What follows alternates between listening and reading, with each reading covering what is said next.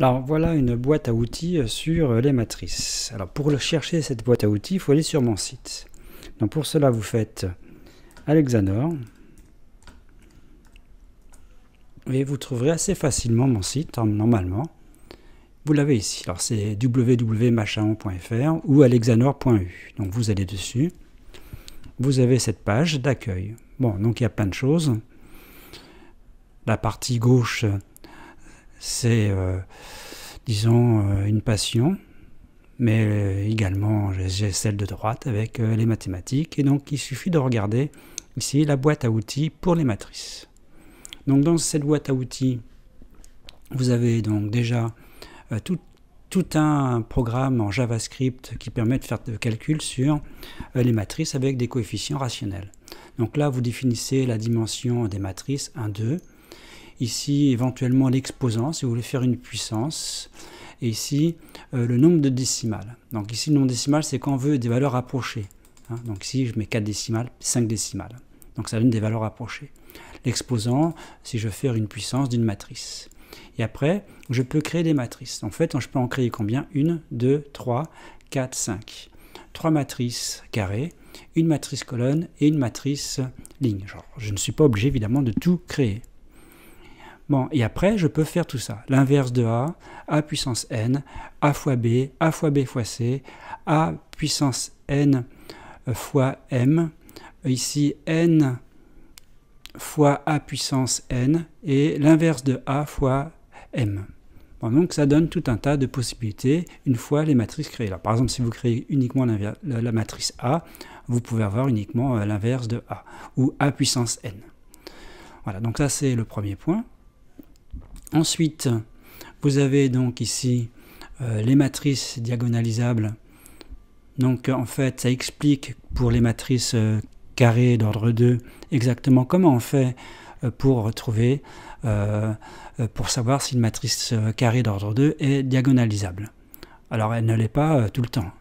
Hein. Il y a des conditions, donc ici j'explique tout un tas de choses pour, voilà. Donc vous pouvez regarder. C'est un complément, c'est tout à fait accessible pour des élèves de terminale. Voilà. Donc ça permet, dans le cas des matrices d'ordre 2, de dire comment on fait, déjà à quelles conditions la matrice est diagonalisable d'une part, et comment on fait pour trouver P et D. Bon, ça c'est une chose. Et ensuite je parle des matrices stochastiques, alors d'ordre 2, toujours pareil. Alors la matrice stochastique d'ordre 2, je vous rappelle, ça veut dire qu'ici les lignes sont des lois de probabilité, c'est-à-dire que vous avez ici des probabilités sur chaque ligne avec la somme qui vaut 1. C'est exactement ce qui se passe, la somme vaut 1 et A et B sont donc deux réels compris strictement entre 0 et 1. Et là, vous avez des conditions pour savoir si A puissance n converge ou pas. Parce que je vous rappelle que dans le cadre des processus stochastiques, ça veut dire les chaînes de Markov, on veut savoir ce que fait A puissance n. On veut en fait l'état stable. Donc là, j'explique également dans quel cas il y a effectivement un état stable, c'est-à-dire dans quel cas ça converge. Alors, on peut reprendre les exemples précédents. Alors, par exemple, ici, je donne l'exemple de cette matrice, 1, 0, 1, moins 1, 0. Elle, vous voyez, elle est donc inversible, hein, puisque son déterminant est non nul, mais elle n'est pas diagonalisable.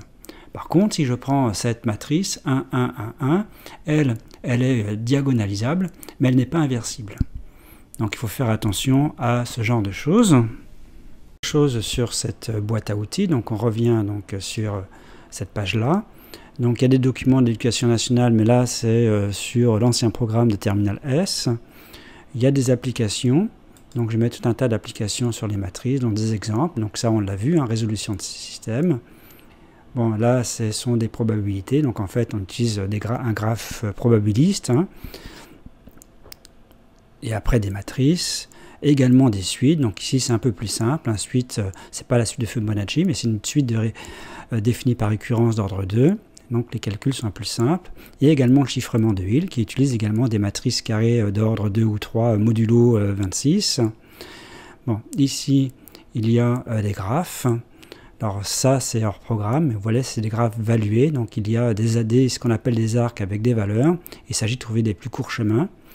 Donc, et il y a des marches aléatoires. Donc voilà les quelques applications. Ensuite, matrice et arithmétique. Bon, c'est simplement pour le chiffrement de Hill.